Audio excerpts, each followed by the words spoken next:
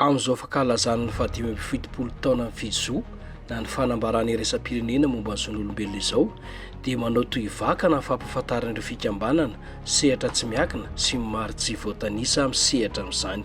Anisan'izany ny association mamiratra mitondra fanazavana ny tompona andraikitra.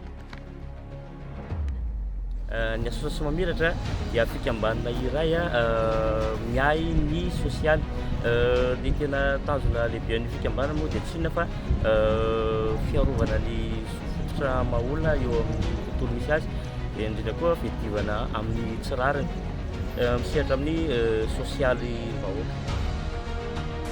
Fantatra fa mpikambana miisa 704 eo no mpikambana ato anatin'ity association mamiratra ity, ary akoatra ny eto Antananarivo renivohitra dia ahitana ny association mamiratra ihany koa ny any amin'ny faritra Vakinakaratra sy ny faritra Boeny.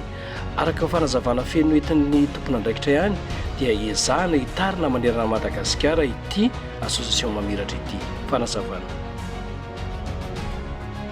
Ny association mamiratra dia manana siège social eo Imirina voany eo amin'ny hôtel Antriarivo.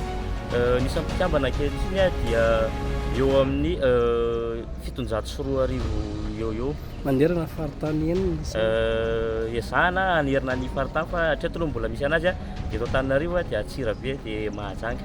Akoatra ny asa sosialy izay asa fanao ny association mamiratra andavanandro dia misy ihany koa ireo asa sahan'asa sahaniny ho fanampiana ny mpiarabelona eny amin'ny fiarahamonina eny. Indro mitondra fanazavana hatrany ny tompona andraikitra.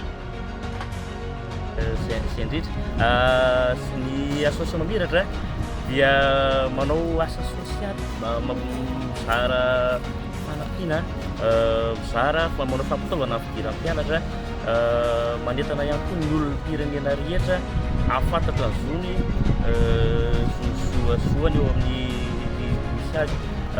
Izay dia manatanteraka asa maro tsy voatery hoe ny asa sosialy.